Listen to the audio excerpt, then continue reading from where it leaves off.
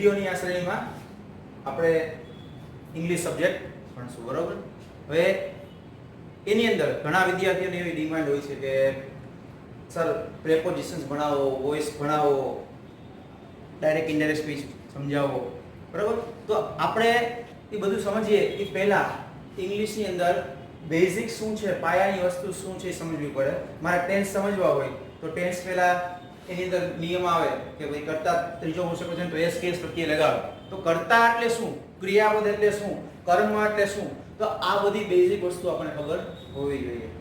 ત્યાર પછી આપણે ટેન્સ છે તે બધું ભણી શકીએ. આર્ટિકલ્સ કોને કહેવાય, નાઉન કોને કહેવાય, પ્રોનાઉન કોને કહેવાય, તો આ બધું આપણે સમજશું. એ પહેલા, બરોબર? તો ઇંગ્લિશ છે, બરોબર, તો કેટલા પ્રકારનું આવે છે. જનરલી આપણે જોતા હોઈએ કે વિદ્યાર્થી છે 1 થી 12 ધોરણ સુધી અંગ્રેજી ભણતો હોય છે, છતાં પણ 12 ધોરણ ભણ્યા પછી પણ એને કોમ્પિટિટિવ એક્ઝામના ક્લાસ માટે ઇંગ્લિશના લેક્ચરમાં જવું પડે છે. શું કામ? તો કાંઈક એવી ત્રુટિ રહી જાય છે, ખામી રહી જાય છે કે ક્યાંય વિદ્યાર્થી છે સમજવામાં ધ્યાન નથી આપતો કે કાંઈક એવું બને છે, એના હિસાબે એને આ તકલીફ પડે છે. તો આપણે બેઝિકથી સમજીએ કે ખરેખર શું છે, બરાબર? ઇંગ્લિશ ની અંદર જોઈએ આપણે તો સૌથી પહેલા સમજીએ તો આ શું છે. પહેલા તો મને વિદ્યાર્થી તમે જવાબ આપો કે આને શું કહેવાય, બરાબર? આને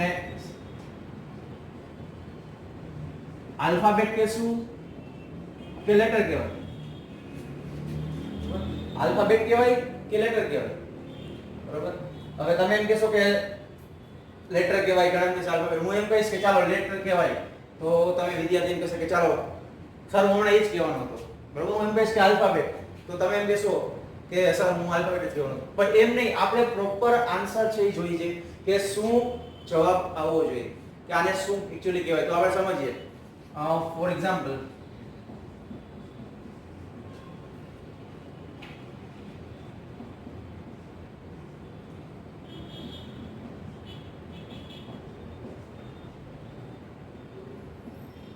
બરોબર? હા, તો હવે આ જે છે, બરોબર, A B C D A to Z, બરોબર? આ A to Z છે એને શું કહેવાય? તો કે એને આલ્ફાબેટ કહેવાય. શું કહેવાય? આલ્ફાબેટ. તો આલ્ફાબેટ છે એનો મતલબ શું થયો? તો કે alphabet is a group of letter. Alphabet is a group of letter, બરોબર? આખો બંચ છે A to Z સુધી છે એને આલ્ફાબેટ કહેવાય. અને લેટર આ પર્ટિક્યુલર A છે, B છે એ શું કહેવાય? તો કે એને લેટર કહેવાય, બરોબર? તો આ ખાસ ધ્યાન રાખજો. ઘણી વાર વિદ્યાર્થીઓ કહે આલ્ફાબેટ છે, આ આલ્ફાબેટ નથી, બરોબર? આલ્ફાબેટ કોને કહેવાય? તો કે A to Z છે, આખો જે બંચ છે, સમૂહ છે, એને આલ્ફાબેટ કહેશું. તો લેટર શું છે? તો લેટર છે is a part of alphabet. Letter છે એ આલ્ફાબેટનો એક ભાગ છે, તો આપણે એને લેટર કહેશું.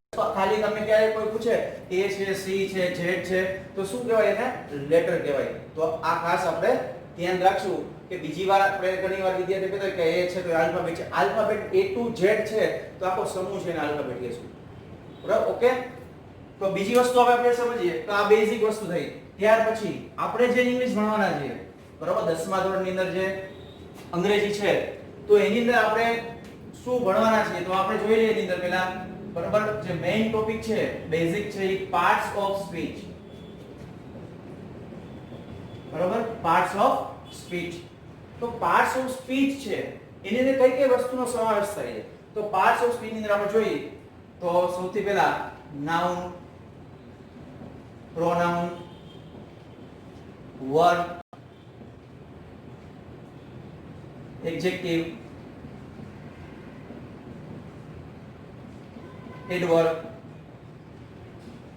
conjunction,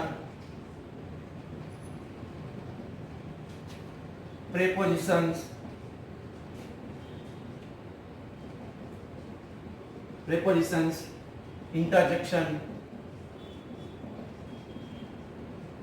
articles. તો આ બધી બાબતોનો સમાવેશ છે એ પાર્ટ્સ ઓફ સ્પીચમાં કરવામાં આવે છે. તો પાર્ટ્સ ઓફ સ્પીચની શું જરૂર પડી? બરોબર? તો તમે કોઈ પણ સેન્ટેન્સ બોલો તો એની અંદર આ દરેક શબ્દનો એની અંદર ઉપયોગ થાય. એટલે એટલા માટે એને કહેવાય પાર્ટ્સ ઓફ સ્પીચ. બરોબર પાર્ટ્સ ઓફ સ્પીચ છે એ ખાસ સમજવું જરૂરી છે. હું તમને ટેન્સ સમજાવું કે એક્ટિવેશન સમજાવું તો એ પહેલા આ શબ્દોને સમજવા જરૂરી છે, આની ઓળખ જરૂરી છે. તો હવે વિદ્યાર્થીઓને મળ્યું કે ઇંગ્લિશ અઘરું છે. તો પહેલી વસ્તુ એ કે ઇંગ્લિશ ભાષા છે એ અઘરી નથી અને અઘરી કરી મૂકવામાં આવી છે. આપણે પ્રોપર મેથડથી સમજીએ તો ઇંગ્લિશ છે જરા પણ અઘરું નથી. અને અઘરું છે તો એનું કારણ શું છે? ઘણાને અઘરું લાગે તો એનું રીઝન શું છે? બરોબર, તો હું તમને એક વસ્તુ કહું કે અંગ્રેજી છે બરોબર, તો કેટલા પ્રકારનું અંગ્રેજી આવે છે આપણે જોઈએ. ઇંગ્લિશ છે કેટલા પ્રકારનું અંગ્રેજી આવે છે તો એની તરફ જોઈ કે ફોર એક્ઝામ્પલ દ્વારા સમજીએ આપણે કે જનરલી આપણા ધ્યાનમાં આવતું હોય તો બે પ્રકારનું ઇંગ્લિશ ધ્યાનમાં આવે છે. અમેરિકન ઇંગ્લિશ છે અને બીજું છે બ્રિટિશ ઇંગ્લિશ છે. તો બેયમાં ડિફરન્સ શું છે? આપણે ભણીએ છીએ શું ભણીએ છીએ, આપણે બોલીએ છીએ શું બોલીએ છીએ, બરોબર, બધાની અંદર ડિફરન્સ છે. તો આ જે અમેરિકન ઇંગ્લિશ છે, બ્રિટિશ ઇંગ્લિશ છે અને ત્રીજું છે બરોબર ઇન્ડિયન ઇંગ્લિશ, ખરેખર છે નહીં પણ મારી ભાષામાં તમને સમજાવવા માટે તમને લખ્યું છે ઇન્ડિયન ઇંગ્લિશ, બરોબર. કારણ કે આપણે જે બોલીએ છીએ નથી આમ પ્રોપર અમેરિકન ઇંગ્લિશ બોલતા, નથી પ્રોપર બ્રિટિશ ઇંગ્લિશ બોલતા. આપણે જે બોલીએ છીએ એ ઇન્ડિયન ઇંગ્લિશ એટલે કે ગુજલીશ બોલીએ છીએ આપણે, બરોબર. આપણે બે ભાષા મિક્સ બોલતા હોય, અંગ્રેજી અને ગુજરાતી, ગુજલીશ બોલીએ છીએ. અહીં સીધા સ્ટ્રેટ જાજો, બરોબર, સીધું એટલે સ્ટ્રેટ થાય, બરોબર. આગળ એક ગોળ સર્કલ હશે તો ગોળ અને સર્કલ બે એક જ શબ્દ છે ને. તો આપણે બોલીએ છીએ કયું? ગુજલીશ. નથી અમેરિકન બોલતા, નથી બ્રિટિશ ઇંગ્લિશ બોલતા. તો હવે આપણે સમજીએ કે પ્રોપર પેલા ઇંગ્લિશ શીખવું હોય તો પેલા પ્રોપર ગુજરાતી આવડવું જરૂરી છે, બરોબર. હું એમ કહું કે ચાલો જઈએ તો આપણે એનું ઇંગ્લિશ થાય લેટ્સ ગો, તો આપણે કહી શકીએ લેટ્સ ગો, ચાલો જઈએ. પણ હું એમ કહું કે ચાલો હાલને હવે, તો હાલને હવે છે એનું ઇંગ્લિશ થાય નહીં. તો આપણે પ્રોપર છે એ સમજીએ કે બેયમાં શું ડિફરન્સ છે, અમેરિકન ઇંગ્લિશ અને બ્રિટિશ ઇંગ્લિશ. તો ઘણા શબ્દો એવા છે કે જે આપણે પરિચિત છીએ અમેરિકન ઇંગ્લિશ બ્રિટિશ, પણ આપણને ખબર નથી કે આ શબ્દ છે એ અમેરિકન ઇંગ્લિશ છે કે આ બ્રિટિશ ઇંગ્લિશ છે. ફોર એક્ઝામ્પલ બિસ્કિટ છે તો બિસ્કિટ વર્ડ છે તમે જાણો છો, બિસ્કિટ છે એ બ્રિટિશ ઇંગ્લિશ છે. કુકીઝ છે તો અમેરિકન ઇંગ્લિશ છે, બરોબર. ડસ્ટબિન છે તો એ બ્રિટિશ વર્ડ છે. ટ્રાન્સપેન છે તો અમેરિકન ઇંગ્લિશ છે. એવી જ રીતે લિફ્ટ શબ્દ છે તો લિફ્ટ શબ્દ છે બ્રિટિશ ઇંગ્લિશ છે. એલિવેટર છે તો એ અમેરિકન ઇંગ્લિશ છે, બરોબર. પેન્ટ છે તો એ બ્રિટિશ ઇંગ્લિશ છે. ટ્રાઉઝર છે તો એ અમેરિકન. તો ઘણા બધા ડિફરન્સ છે એ જોવા મળે છે આપણને. ગાર્ડન છે તો ગાર્ડન છે એ બ્રિટિશ ઇંગ્લિશ છે, અમેરિકન ઇંગ્લિશમાં એને બેકયાર્ડ કહેવામાં આવે. તો આવા ઘણા બધા ડિફરન્સ છે. પણ આપણે અત્યારે જે આપણે એક્ઝામની અંદર આપણા સ્ટડીની અંદર જે ઉપયોગી ડિફરન્સ છે શું છે સમજીએ, બરોબર. એક નાનકડા એક્ઝામ્પલ દ્વારા તો એ છે ડેટ નો ડિફરન્સ, તારીખ જે આપણે લખીએ છીએ, બરોબર. તો એમાં શું ડિફરન્સ હોય છે તો જોઈ લઈએ છે. માનો કે આજે 12 તારીખ છે તો અહીં આપણે લખીએ છે 12 જૂન 2020, બરોબર. અહીંયા જૂન 2020 અને 12/6/2020. પછી જો આ બ્રિટિશ ઇંગ્લિશ છે એની અંદર ડેટ છે આ રીતે લખવામાં આવે છે, અમેરિકન ઇંગ્લિશ છે તો એની અંદર આ રીતે લખવામાં આવે છે, અને ઇન્ડિયન ઇંગ્લિશ ની અંદર આપણે આ રીતે તારીખ લખીએ છીએ. પણ એક વસ્તુ ખાસ ધ્યાન રાખજો કે આ રીતે કોઈ પણ જગ્યાએ ડેટ છે એલાઉડ નથી. તમારે કોઈ પણ જગ્યાએ એપ્લિકેશન લખતા હોય, લેટર લખતા હોય અને જો તમારે ડેટ લખવાની થાય તો તમે કાં અમેરિકન સ્ટાન્ડર્ડ મુજબ લખી શકશો અને કાં છે એ બ્રિટિશ સ્ટાન્ડર્ડ મુજબ લખી શકશો, બરાબર. ઇન્ડિયન સ્ટાન્ડર્ડ મુજબ એલાઉડ નથી. એટલે આ ખાસ ધ્યાન રાખજો. નાની નાની બાબત છે ઇંગ્લિશની અંદર ધ્યાન રાખશો તો તમને કોઈ દિવસ છે એ તકલીફ પડશે નહીં, બરાબર. તો આપણે સમજીએ, બરાબર. તો એક તમને ડેટ છે એનો ડિફરન્સ કીધો, હવે શું આવે છે એનો, બરાબર. હવે ત્યાર પછી હવે જે પાર્ટ્સ ઓફ સ્પીચ છે એને આપણે સમજવાની કોશિશ કરીએ કે પાર્ટ્સ ઓફ સ્પીચ ની અંદર શું આવે છે, બરાબર. તો જોઈએ આગળ આપણે પાર્ટ્સ ઓફ સ્પીચ છે એની પહેલા આપણે અમુક વર્ડ્સ બેઝિક છે ને સમજીએ. માનો કે સબ્જેક્ટ છે તો સબ્જેક્ટ એટલે કે કર્તા કોને કહેવાય, બરાબર.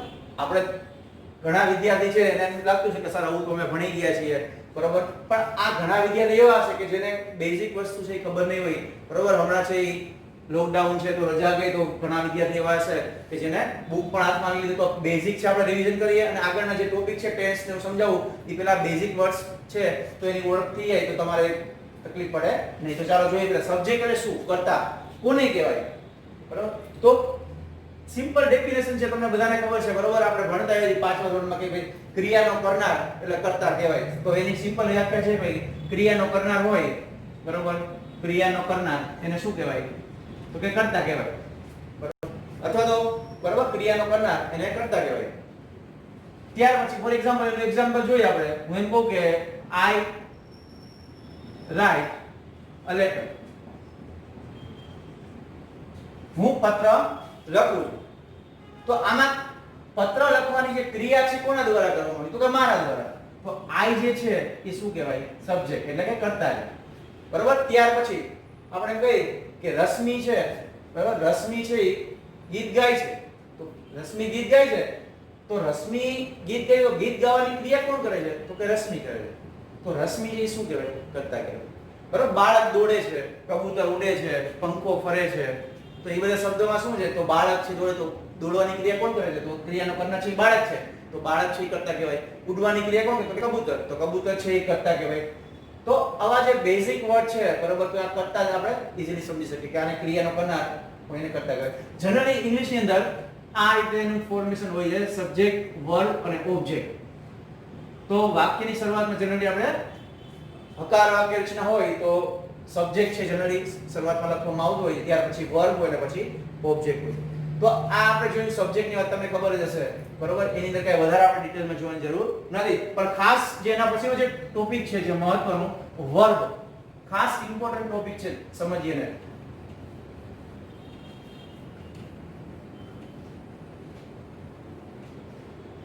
ચલો હું એમ કહું કે વર્બ બરોબર, ક્રિયા. તો એની વ્યાખ્યા આપું તમને ક્રિયાપદ બરોબર, કે કર્તા દ્વારા જે ક્રિયા કરવામાં આવે એને ક્રિયાપદ કહેવાય. કર્તા દ્વારા જે ક્રિયા કરવામાં આવે તેને ક્રિયાપદ કહેવાય. તો વ્યાખ્યા આવડે તો વર્ડ્સ છે આવડી જાય ના. હું એમ કહી દઉં કે ભાઈ ક્રિયાપદની વ્યાખ્યા છે તો કે કર્તા દ્વારા જે ક્રિયા કરવામાં આવે એને ક્રિયાપદ કહેવાય. તો આપણને ક્રિયાપદ આવડી જશે એટલું સમજ્યા પછી.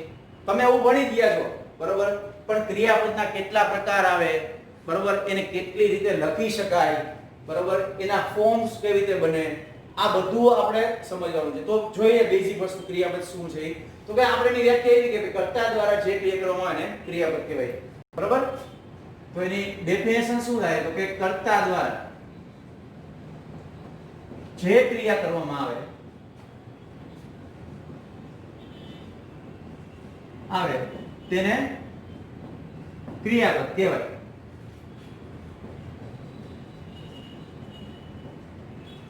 ચાલો આ તો સિમ્પલ એની વ્યાખ્યા થઈ ગઈ બરોબર, કે કર્તા દ્વારા જે ક્રિયા કરવામાં આવે તેને ક્રિયાપદ કહેવાય. આપણે એક્ઝામ્પલ જોયું હતું આઈ રાઇટ અ લેટર બરોબર, આઈ રાઇટ અ લેટર.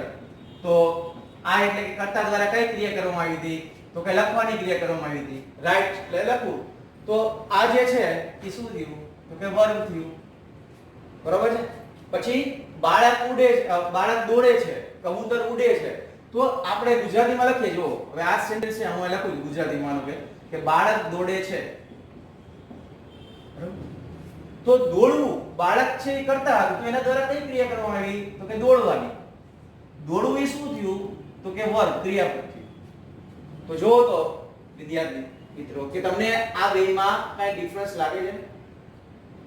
શું ડિફરન્સ આવ્યો તો કે જનરલી ગુજરાતી વાક્ય રચનામાં ક્રિયાપદ હંમેશા વાક્યના અંતે હોય છે, જ્યારે અંગ્રેજી વાક્ય રચનામાં કર્તા પછી તરત જ ક્રિયાપદ આવે બરોબર. તો આ એક જનરલી ડિફરન્સ છે ધ્યાનમાં લેવાનું કે ગુજરાતી વાક્ય રચના હોય તો ક્રિયાપદ હંમેશા વાક્યના અંતે હોય, જ્યારે અંગ્રેજી વાક્ય રચના પ્રમાણે કર્તા પછી તરત જ ક્રિયાપદ મૂકવામાં આવે. ત્યાર પછી આપણે જોઈએ કે હવે ક્રિયાપદ છે તો એના કેટલા પ્રકાર છે બરોબર. How many types of words જોઈએ આપણે. તો ક્રિયાપદના જનરલી મુખ્યત્વે બે પ્રકાર છે.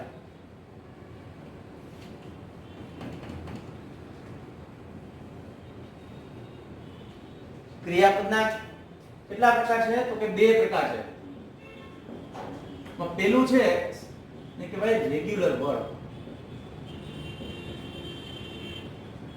બરોબર, એટલે કે નિયમિત ક્રિયાપદો. રેગ્યુલર વર્બ એટલે કે નિયમિત ક્રિયાપદો. અને બીજું છે ઇરેગ્યુલર વર્બ. Irregular verb. બરાબર, અનિયમિત ક્રિયાપદ. તો હવે રેગ્યુલર વર્બ કોને કહેવાય, નિયમિત ક્રિયાપદ કોને કહેવાય, બરાબર, ઇરેગ્યુલર વર્બ અનિયમિત ક્રિયાપદ કોને કહેવાય, આ સમજીએ આપણે. તો કે જે ક્રિયાપદ છે, ફોર એક્ઝામ્પલ આપણે એક્ઝામ્પલ લઈએ કે હેલ્પ, બરાબર, હેલ્પ. તો અહીંયા આનું V2 શું બનશે, V1 V2 અને V3. Help help. શું થયું, રેગ્યુલર વર્બ કોને કહેવાય, નિયમિત ક્રિયાપદો. તો કે હેલ્પ છે, બરાબર, ક્રિયાપદનું મૂળ રૂપ છે, એને છેલ્લે ડી અથવા ઈડી પ્રત્યય લગાડ. બરાબર, યાદ રાખજો ખાસ વ્યાખ્યા કે નિયમિત ક્રિયાપદ કોને કહેવાય, તો કે જે ક્રિયાપદને ડી અથવા ઈડી પ્રત્યય લગાડતા V2 અને V3 નું રૂપ બને એને નિયમિત ક્રિયાપદ કહેવાય, એટલે કે રેગ્યુલર વર્બ કહેવાય. બરાબર, સરળ ભાષામાં કહી તો V1 ને ડી અથવા ઈડી પ્રત્યય લગાડતા V2 અને V3 નું રૂપ બને તો એને આપણે નિયમિત ક્રિયાપદ કહેશું. બરાબર, ત્યાર પછી આપણે જોશું ઇરેગ્યુલર વર્બ. ઇરેગ્યુલર વર્બ કોને કહેવાય, તો કે જે ક્રિયાપદ નિયમિત નથી તો એને અનિયમિત કહેવાય. એટલે એની વ્યાખ્યા શું હશે, તો કે જે ક્રિયાપદને, માનો કે એનું એક્ઝામ્પલ જોઈએ, આપણે એક્ઝામ્પલ દ્વારા સમજીએ. બરાબર, બરાબર, આ V1 V2 અને V3, ગોનું V2 શું થશે, તો કે when, V3 gone. તો જે ક્રિયાપદ રેગ્યુલર નથી, એટલે કે નિયમિત નથી, તો એને અનિયમિત કહેવાય. બીજા અર્થમાં કહીએ તો કે જે ક્રિયાપદને, એટલે કે V1 ને ડી અથવા ઈડી પ્રત્યય લગાડતા V2 અને V3 નું રૂપ બનતું નથી તો એવા ક્રિયાપદને આપણે ઇરેગ્યુલર વર્બ કહેશું, એટલે કે અનિયમિત ક્રિયાપદ કહેવાય. તો આ જનરલી જો કે આ ક્રિયાપદના મુખ્યત્વે બે પ્રકાર હતા, રેગ્યુલર વર્બ અને ઇરેગ્યુલર, એટલે કે નિયમિત ક્રિયાપદ અને અનિયમિત ક્રિયાપદ. બરાબર, તો જે ક્રિયાપદને ડી અથવા ઈડી પ્રત્યય લગાડતા V2 અને V3 નું રૂપ બને એને નિયમિત ક્રિયાપદ કહેવાય, અને જે ક્રિયાપદને ડી અથવા ઈડી પ્રત્યય લગાડતા V2 અને V3 નું રૂપ બનતું નથી તો એવા જે ક્રિયાપદ છે ને ઇરેગ્યુલર વર્બ કહેવાય. બરાબર, તો આટલું તમને સમજાવવાનું છે. તો કે આ થયા ક્રિયાપદના પ્રકાર, બરાબર, ટાઇપ્સ ઓફ વર્બ. હવે જોશું કે ક્રિયાપદ છે તો એને ટોટલ કેટલી રીતે લખી શકાય. બરાબર, આપણે જનરલી ક્રિયાપદ લખવાના આવતા હોય, V1 ના ફોર્મમાં આવતું હોય, સાદો ભૂતકાળ હોય, હકાર વાક્યરચના હોય તો V2 નું રૂપ મૂકવું પડે. બરાબર, પૂર્ણકાર હોય તો V3 નું રૂપ આવતું હોય છે. જનરલી પેસિવ વોઇસ હોય તો પેસિવ વોઇસમાં આપણે V3 નું રૂપ મૂકતા હોઈએ છીએ. તો આ બધા જે રૂપ છે, બરાબર, તો કેવી રીતે બને, શું લખવું પડે, કેટલા પ્રકારના જે ક્રિયાપદ છે કેટલી રીતે લખી શકીએ, એ જો આપણે ક્રિયાપદના પ્રકાર જોયા તો હવે એને કેટલી રીતે લખી શકીએ એ જોશું આપણે.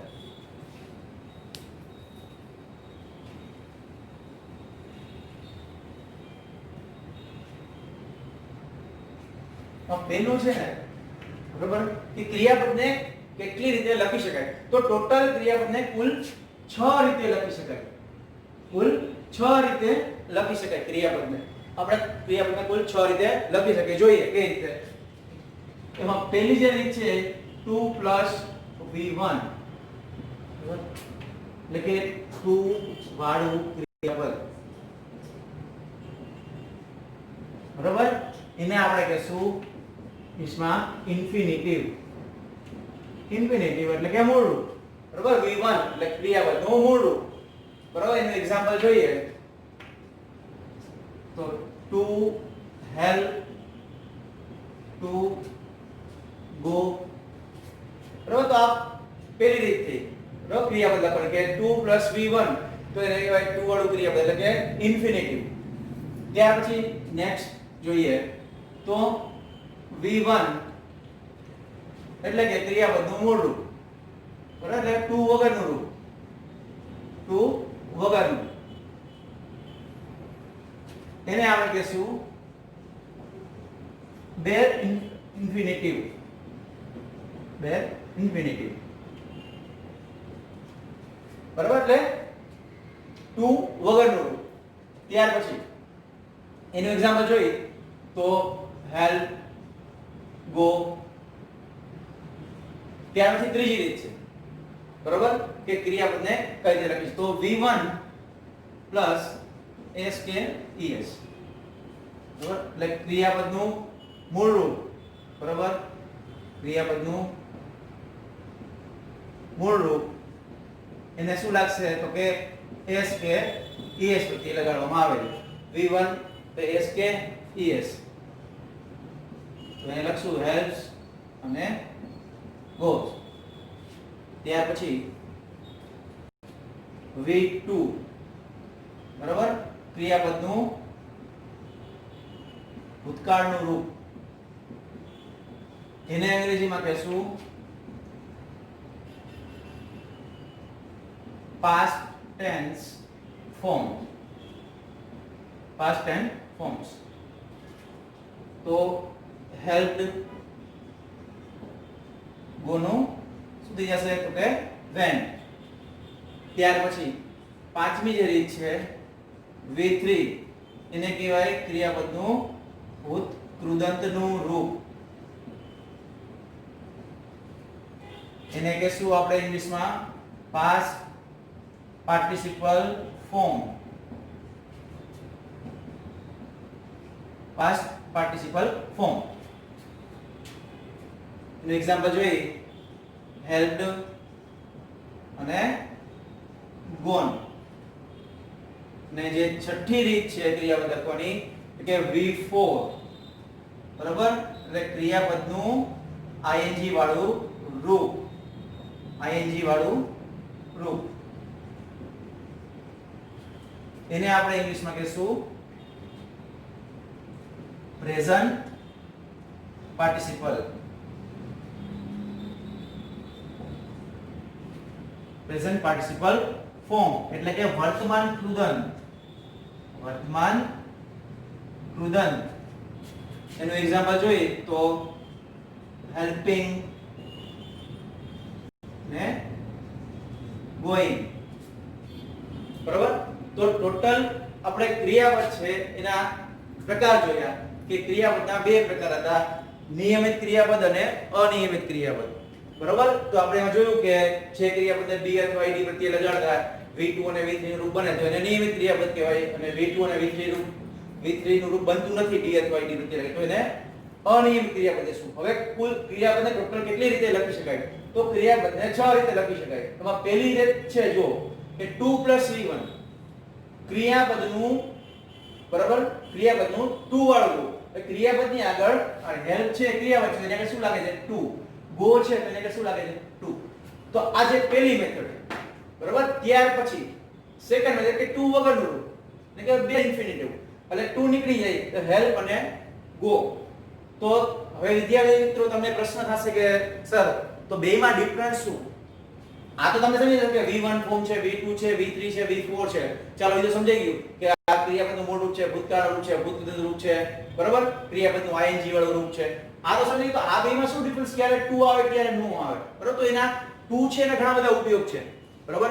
આપણે નેક્સ્ટ વિડિયોમાં લેક્ચરમાં જોશું કે એના ઘણા બધા ઉપયોગ છે, કયા કયા છે, કઈ જગ્યાએ 2 છે એ મૂકવું પડે, બરાબર. સિમ્પલ તમને એક્ઝામ્પલ આપું તો જનરલી જે મુખ્ય ક્રિયાપદ હોય, બરાબર, એક જ વાક્યની અંદર બે ક્રિયાપદ આવતા હોય, બરાબર. તો એમાં જે મુખ્ય ક્રિયાપદ સિવાયનું જે ક્રિયાપદ છે જનરલી એની આગળ 2 લાગતું હોય, બરાબર. આપણે કહીએ કે Nisha wants to play cricket, Nisha wants, બરાબર, ટુ પ્લે ક્રિકેટ. તો જો નિશા વોન્ટ્સ, તો વોન્ટ્સ છે એ મુખ્ય ક્રિયાપદ છે, બરાબર. પ્લે છે એ સેકન્ડ વર્બ છે, તો સેકન્ડ વર્બ છે એટલે શું આવ્યું 2. તો આ એક ક્રિયાપદ છે. પછી કોઈ વાક્ય હોય તો એની શરૂઆતમાં 2 મૂકી શકીએ, બરાબર. ઘણા બધા ઉપયોગ છે એના 2 ના, એ આપણે પછીના વિડિયોમાં જોશું. તો આ રીતે બેનો ડિફરન્સ છે, આ 2 વાળું રૂપ, 2 વગરનું રૂપ. પછી ત્યાર પછી છે v1 અને એને શું લાગે છે તો કે s કે es. આ સાદા વર્તમાનકાળની અંદર આપણે સાદો વર્તમાનકાળ ભણશું ત્યારે એની અંદર નિયમ આવશે કે ક્રિયાપદ તરીકે ત્રીજો પુરુષ એકવચન હોય તો એને s કે es પ્રત્યય લાગે છે. તો આ ક્રિયાપદનું મૂળ રૂપને શું લાગે છે s કે es. ત્યાર પછી v2 એટલે કે ભૂતકાળનું રૂપ, પાસ્ટ ટેન્સ ફોર્મ. v1 છે એનું ભૂતકાળ શું થાય helped, ગોનું went. ત્યાર પછી v3 એટલે કે ભૂતપૂર્વ રૂપ છે તો એનું થઈ ગયું helped, went નું gone. ત્યાર પછી v4 એટલે કે ક્રિયાપદનું ing વાળું રૂપ, helping ને going, બરાબર. તો આ હતા ક્રિયાપદના, બરાબર, ક્રિયાપદના પ્રકાર અને એને કેટલી રીતે લખી શકાય.